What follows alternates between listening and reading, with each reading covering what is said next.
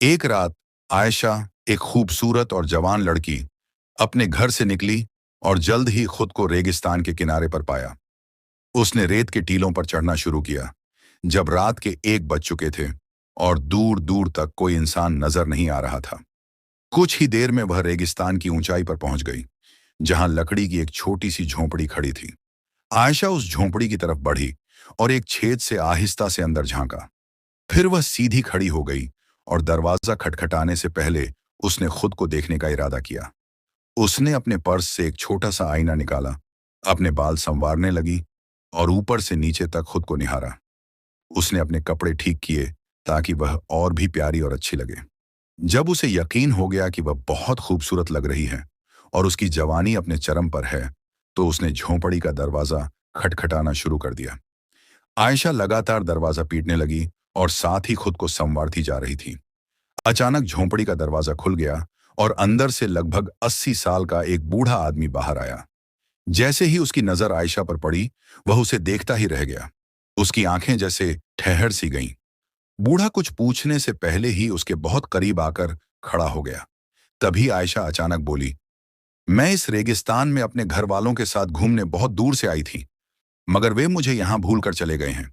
क्या आज की रात तुम मुझे अपने साथ इस झोंपड़ी में रख सकते हो? बूढ़े ने यह बात सुनी तो उसके दिल में एक गहरी मुस्कान दौड़ गई। इतनी जवान और खूबसूरत लड़की को देखकर उसका दिल तेजी से धड़कने लगा। बिना कुछ बोले वह आयशा के और करीब आ गया और उसे ऊपर से नीचे तक घूरने लगा। फिर वह उसके चारों तरफ घूमने लगा। आयशा ने यह देखा तो हंसते हुए बोली, क्या हुआ? क्या देख रहे हो? बूढ़ा अब उसके बिल्कुल पीछे खड़ा हो गया। आयशा के चेहरे पर भी एक हल्की मुस्कान थी और वह जानती थी कि क्यों। मगर अचानक उसने पलटकर उसका सामना किया और बोली, हाँ, क्या सोचा? आज की रात मुझे सहारा दोगे? यह सुनते ही बूढ़ा जैसे दीवाना हो गया। वह झट से आगे बढ़ा, आयशा का हाथ पकड़ा और बोला, हाँ, क्यों नहीं? आओ, तुम रात यहां गुजार सकती हो। आओ, अंदर आओ। देखते ही देखते आयशा झोंपड़ी के अंदर चली गई। बूढ़ा भी दिल ही दिल में मुस्कुराता हुआ उसके पीछे अंदर आ गया। झोंपड़ी में दाखिल होते ही आयशा ने इधर उधर देखा। इतने में बूढ़े ने पीछे से दरवाजे की कुंडी चढ़ा दी। आयशा ने गर्दन मोड़कर हैरानी से पूछा, क्या हुआ? तुमने ये कुंडी क्यों लगाई? बूढ़ा बोला, यहां रात को चोर लुटेरों का खतरा रहता है, कोई भी अंदर घुस सकता है, इसलिए कुंडी लगाई। आयशा एक पल के लिए मुस्कुराई और बोली, ओह, अच्छा। झोंपड़ी में 2 कमरे थे। तभी आयशा एक कमरे से दूसरे कमरे में गई और बोली, मुझे कहाँ सुलाओगे? बूढ़ा हंसते हुए बोला, जहां तुम्हारा दिल करे सो जाओ। आयशा ने कहा, ठीक है, एक कमरे में तुम सो जाओ और दूसरे में मैं सो जाती हूँ। बूढ़ा कुछ पल तक आयशा की आंखों में देखता रहा, फिर सोचकर बोला, ठीक है, जैसी तुम्हारी मर्जी।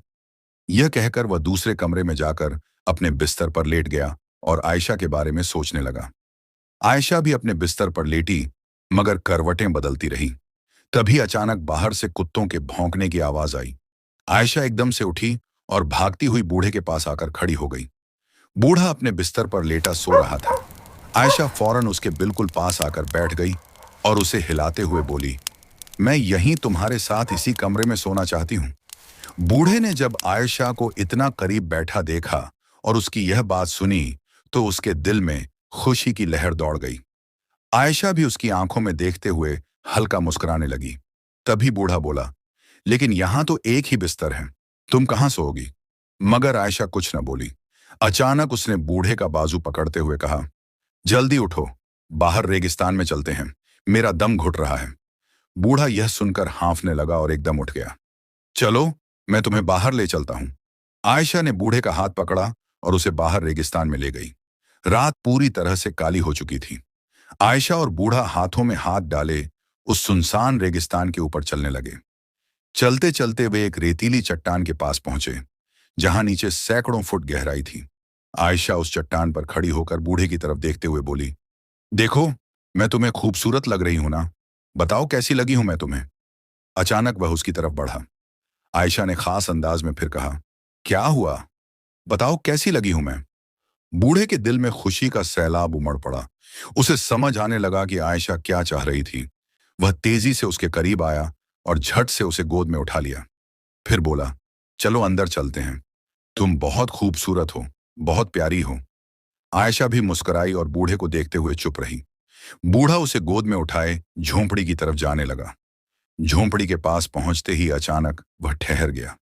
उसे एक ख्याल आया और उसने आयशा को नीचे उतारा और ऊपर से नीचे तक गौर से घूरने लगा। फिर बोला, पहले बताओ तुम कौन हो? ये सब इतनी जल्दी कैसे मुमकिन है?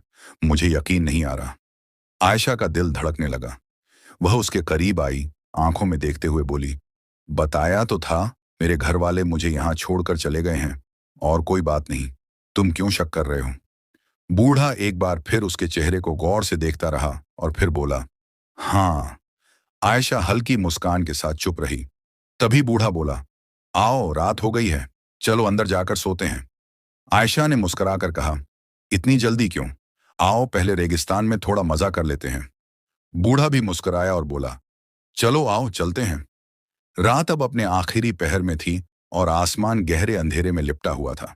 बूढ़े ने जब गुफा की तरफ देखा तो खुशी से झूम उठा और अचानक आयशा का हाथ पकड़कर बोला, आओ, इस गुफा के अंदर चलते हैं। आयशा ने कहा, नहीं, इस वक्त अंदर अंधेरा होगा।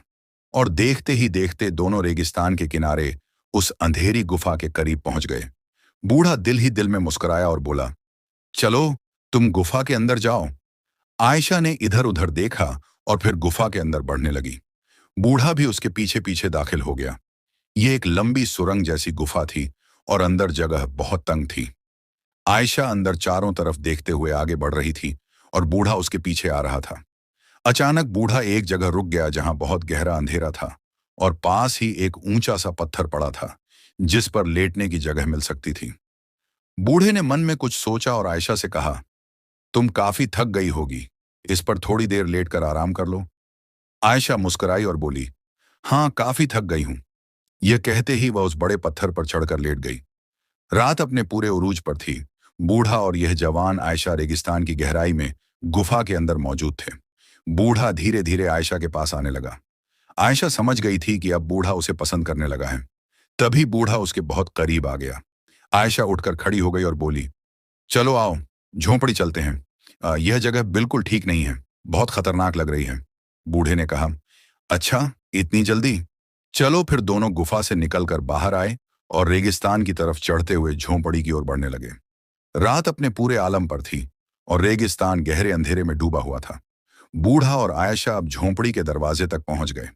जैसे ही आयशा दरवाजे के करीब आई, वह अचानक रुक गई। बूढ़ा भी पीछे से आकर उसके बिल्कुल पास खड़ा हो गया। तभी आयशा अपने कपड़े झाड़ने लगी और बोली, अरे, मेरे कपड़ों में कुछ चला गया है। बूढ़ा बोला, क्या हुआ? आयशा ने कहा, मेरे कपड़ों में बहुत कीचड़ लग गया है, क्या करूं? बूढ़ा उसके करीब आकर कपड़े झाड़ने लगा। आयशा दिल ही दिल में मुस्कुराने लगी और बोली, तुम 1 मिनट यहीं रुको, मैं अंदर जाकर कपड़े झाड़ लेती हूं। बूढ़ा आयशा को देखता रहा और देखते ही देखते आयशा झोंपड़ी के अंदर चली गई और उसने कुंडी लगा ली। अब उसने अचानक झोंपड़ी में चारों तरफ नजर दौड़ाना शुरू किया और इधर उधर चीजों को देखने लगी। कुछ देर बाद वह झोंपड़ी से बाहर आई और मुस्कुराते हुए बूढ़े के पास खड़ी हो गई। बूढ़े ने पूछा, हाँ, क्या निकला? आयशा मुस्कुराकर बोली, कुछ नहीं था, ये कपड़े ही मुझे तंग कर रहे थे। अगर तुम्हारे पास कोई लड़की का सूट है तो वो मुझे दे दो, मैं पहन लेती हूं। बूढ़े ने यह सुना तो उसके दिमाग में जैसे बिजली सी कौंध गई। वह आयशा को देखते हुए बोला, मेरे पास लड़की का सूट कहां से आएगा? तुम कौन हो? मेरे पास कहां से आई? आयशा ने हल्की मुस्कान के साथ कहा, अरे, मैंने तो वैसे ही कहा था, ये कपड़े मुझे तंग कर रहे थे। बूढ़ा करीब आया और बोला, देखता हूं। वह झोंपड़ी के एक कोने में गया और अलमारी से लड़कियों का एक लाल रंग का जोड़ा निकालकर आयशा के हाथ में दे दिया। आयशा ने जैसे ही वो सूट देखा, उसकी धड़कन तेज हो गई। बूढ़ा मुस्कुराकर बोला, लो, पुरानी चीजें हैं, लोग अपनी छोड़ जाते हैं। शायद किसी ने यह सूट दे दिया होगा, मैं तो बाद में उसे बेचकर खाने पीने का सामान ले आता हूं। आयशा कमरे में जाकर कपड़े बदलने लगी। बूढ़े ने जल्दी से अलमारी बंद की और बैठकर सोचने लगा। उसके दिल में ख्याल आया, लड़की तो बहुत खूबसूरत और प्यारी है, मैंने उसे सूट दे दिया, क्या सही किया? कुछ होना चाहिए। इतने में आयशा वो लाल सूट पहनकर वापस आई और बिल्कुल बूढ़े के पास खड़ी हो गई। बूढ़ा उसे देखता ही रह गया। वह बहुत खूबसूरत लग रही थी। आयशा उसकी आंखों में देखते हुए बोली, बहुत प्यारा सूट है। बूढ़े के चेहरे पर मुस्कान आ गई और वह करीब आकर बोला, इसमें तो तुम बिल्कुल चांद जैसी दिख रही हो। तुम बहुत खूबसूरत हो। आयशा यह सुनकर हल्की सी मुस्कान के साथ बोली, अच्छा, तुम भी बहुत अच्छे हो। यह सुनकर बूढ़ा खुश हो गया और बोला, चलो आओ अब सो जाएं, रात काफी हो गई है। आयशा बोली, लेकिन मुझे बहुत भूख लगी है। बूढ़ा आयशा की आंखों में देखते हुए फौरन उठा और तेजी से झोपड़ी के कोने में गया। वहां रखी टोकरी से एक रोटी निकाली और आयशा के हाथ में थमा दी। आयशा ने रोटी पकड़ी और बूढ़े को देखते हुए जल्दी जल्दी खाने लगी। बूढ़ा उसे हैरानी से देख रहा था। तभी आयशा ने पूछा, क्या हुआ, ऐसे क्यों देख रहे हो? बूढ़ा बोला, तुम बहुत प्यारी लग रही हो और अब इंतजार नहीं होता। आयशा मुस्कुराई और बोली, क्या कभी किसी लड़की को नहीं देखा? बूढ़ा जो उसे घूर रहा था अचानक पीछे हट गया और धीमी आवाज में बोला, कहां से लड़की आएगी? मैं यहां अकेला रहता हूं। आयशा ने कमरे में इधर उधर देखा और बोली, ओह, अच्छा, तुम भी सही कह रहे हो। तभी उसकी नजर कमरे के कोने में रखे लड़कियों के जूतों पर पड़ी। वह उठकर वहां गई और एक जूता हाथ में लेकर हैरानी से बोली, यह यहां क्या कर रहा है? बूढ़ा थोड़ा घबरा गया और पास आकर बोला, मैंने कहा था ना, लोग अपनी पुरानी चीजें दे जाते हैं।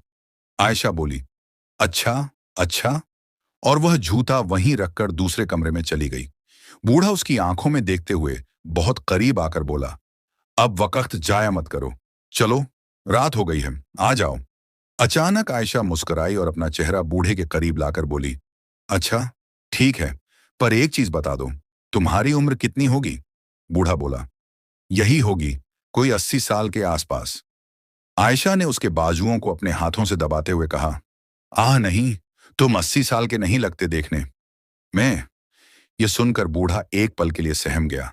तभी आयशा उसकी आंखों में देखते हुए मुस्कुराई और बोली, क्या हुआ, मैं तो बस मजाक कर रही थी। यह सुनकर बूढ़ा भी मुस्कुरा दिया, लेकिन फिर उसने अचानक आयशा के बाजुओं को कसकर पकड़ लिया और उसे खींचता हुआ दूसरे कमरे में ले आया। आयशा के दिल की धड़कनें तेज हो चुकी थीं। दोनों अब इस सुनसान झोपड़ी के कमरे में बिस्तर के पास खड़े थे। अंधेरा चारों तरफ था और तभी बूढ़ा धीरे धीरे आयशा की तरफ बढ़ने लगा। और जैसे ही बूढ़ा आयशा के बिल्कुल करीब आया, आयशा ने अचानक उसके मुंह पर हाथ रख दिया और प्यार से बोली, अच्छा अच्छा, एक मिनट रुको, सुनो तो सही। चलो हम एक खेल खेलते हैं, पकड़न पकड़ाई। अगर तुम जीते तो जैसा तुम चाहोगे वैसा होगा, और अगर मैं जीती तो जैसा मैं चाहूंगी। बूढ़ा यह सुनकर जोर से हंसा और बोला, हाँ हाँ हाँ, यह भी कोई खेल है? इसमें तो मैं ही जीतूंगा। चलो आओ जल्दी करो। और देखते ही देखते दोनों झोपड़ी के दरवाजे से बाहर आ खड़े हुए। बूढ़ा आयशा को देखता हुआ मन ही मन कहने लगा, यह पागल लड़की मुझसे हार जाएगी और फिर मैं जो करूंगा वह जिंदगी भर नहीं भूलेगी। यह सोचकर वह मुस्कुराने लगा। रात का आखिरी पहर था, हर तरफ अंधेरा छाया हुआ था और अब दौड़ शुरू होने वाली थी। तभी आयशा इस सुनसान रेगिस्तान पर अंधेरी रात में अपनी जान की शर्त लगाकर दौड़ने लगी। बूढ़ा कुछ पल पीछे खड़ा उसे देखता रहा और फिर अचानक उसके पीछे दौड़ पड़ा। अब आयशा इस अंधेरे रेगिस्तान में रेतीली चट्टानों और पत्थरों के बीच से तेजी से आगे बढ़ रही थी। बूढ़ा उसे पकड़ने के लिए बावले की तरह उसके पीछे भागा जा रहा था। देखते ही देखते आयशा ऊंचाई की तरफ चढ़ने लगी। बूढ़ा भी मन ही मन अपनी जीत के बाद के ख्वाब बुनता हुआ उसके पीछे दौड़ रहा था। लेकिन अब आयशा थक चुकी थी। बूढ़े ने देखा कि उसकी रफ्तार कम हो रही है, तो वह और तेज भागा और अचानक आकर आयशा को पकड़ लिया। उसने उसे पकड़ते ही दीवानों की तरह अपनी बाहों में उठा लिया और खुशी से चिल्लाया, पकड़ लिया, पकड़ लिया, मैं जीत गया, मैं जीत गया, अब मेरी मर्जी चलेगी। बावलेपन में उसे खींचता हुआ झोपड़ी की तरफ बढ़ने लगा। रात का आखिरी पहर था, रेगिस्तान भी गहरे अंधेरे में लिपटा हुआ था और बूढ़ा आयशा को बाहों से पकड़कर घसीटता हुआ झोपड़ी के दरवाजे तक ले आया। तभी उसने अचानक उसे अंदर धक्का दे दिया और खुद भी झोपड़ी में दाखिल हो गया। देखते ही देखते बूढ़े ने दरवाजे की कुंडी चढ़ा दी। अब वह हंसते हुए बावलेपन के साथ आयशा को अपने कमरे में ले गया और उसकी तरफ बढ़ने लगा। यह देखकर आयशा का दिल जोर जोर से धड़कने लगा। बूढ़ा उसके करीब आकर बोला, हाँ, अब मैं जीत गया हूं ना, जैसा तुमने कहा था। अब मेरी मर्जी चलेगी, जैसा जैसा मैं कहूंगा वैसा वैसा करना होगा। आयशा ने यह सुना तो समझ गई कि कहानी अब बहुत आगे निकल चुकी है। अचानक वह उसके पास आई और प्यार से बोली, अच्छा, तुम 1 मिनट के लिए साथ वाले कमरे में जाओ, मैं जरा अपने कपड़े बदल लूं, फिर देखते हैं। बूढ़ा मुस्कुराकर बोला, अच्छा चलो, ये बात तो मान लेता हूं। वह हंसते हुए दूसरे कमरे में चला गया।